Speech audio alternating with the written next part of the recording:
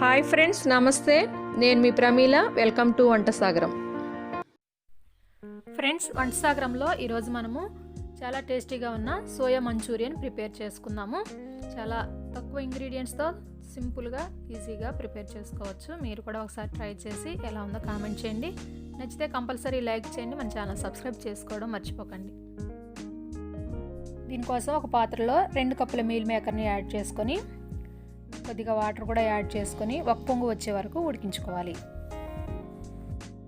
వీటిని డ్రైన్ చేసేసుకొని కొద్దిగా చన్నీళ్ళని యాడ్ చేసి చల్లారే వరకు అలాగే ఉంచి తర్వాత ఈ మీల్ మేకర్ని పిండుకుంటూ వేరొక పాత్రలోకి తీసుకోవాలి. వీటిని ఎక్కువసేపు ఉడికించుకోవద్దు. అలా ఉడికించుకోవడం వల్ల మెత్తగా అయిపోతుంది అనమాట. జస్ట్ 3 to 4 minutes ఉడికించుకుంటే సరిపోతుంది.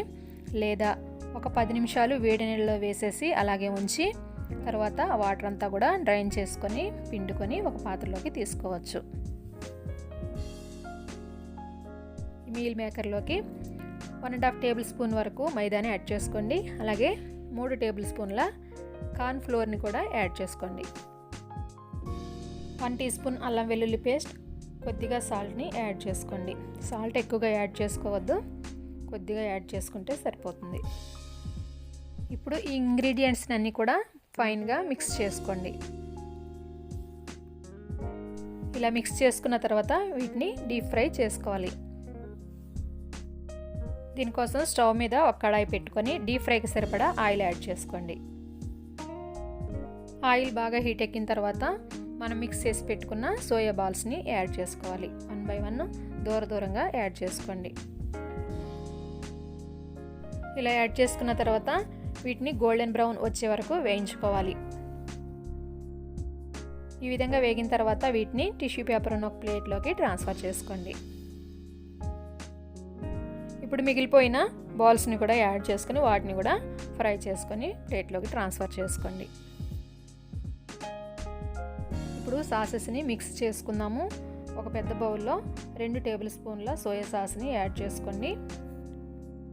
2 టేబుల్ స్పూన్ల రెడ్ చిల్లీ సాస్ను యాడ్ చేసుకోండి. అలాగే 2 టేబుల్ స్పూన్ల టమాటో కెచప్ను కూడా యాడ్ చేసుకోండి. 1 టేబుల్ స్పూన్ వెనిగర్ని యాడ్ చేసుకోండి. అలాగే 1/2 టీ స్పూన్ షుగర్ని 2 కప్పుల వాటర్ని కూడా యాడ్ చేసుకొని బాగా మిక్స్ చేసుకొని రెడీ చేసి పెట్టుకోండి. తర్వాత స్టవ్ మీద ఒక ప్యాన్ పెట్టుకొని దీనిలో 1 టేబుల్ స్పూన్ ఆయిల్ యాడ్ చేసుకోండి. ఆయిల్ హీట్ ఎక్కిన తర్వాత 1 టేబుల్ స్పూన్ చిన్నగా తరిగి పెట్టుకున్న అల్లం ముక్కల్ని యాడ్ చేసుకోండి. అలాగే 1 టేబుల్ స్పూన్ వెల్లుల్లి ముక్కల్ని యాడ్ చేసుకోండి. 1 టేబుల్ స్పూన్ ఉల్లిపాయ ముక్కల్ని కూడా యాడ్ చేసుకోండి. ఇప్పుడు 7-8 పచ్చిమిర్చిని ఈ విధంగా కట్ చేసుకొని యాడ్ చేసుకోండి. అలాగే చిటికెడు సాల్ట్ కూడా వేసుకొని మిక్స్ చేసుకోండి. సాల్ట్ ఎక్కువగా వేసుకోవద్దు, ఎందుకంటే సాసెస్లో సాల్ట్ ఉంటుంది కాబట్టి తక్కువగా వేసుకోండి. ఫ్లేమ్ని హైలో ఉంచుకొని ఈ విధంగా వేయించుకోండి. ఈ విధంగా 50% వేగిన తర్వాత మనం మిక్స్ చేసి పెట్టుకున్న సాసెస్ని యాడ్ చేసుకోండి. మనం యాడ్ చేసుకున్న సాస్ ఒక పొంగు వచ్చిన తర్వాత ఫ్రై చేసి పెట్టుకున్న సోయా బాల్స్ని యాడ్ చేసుకోండి. ఈ విధంగా యాడ్ చేసుకున్న తర్వాత మిక్స్ చేసుకుంటూ 5 నుంచి 10 నిమిషాల వరకు మగ్గించుకోండి.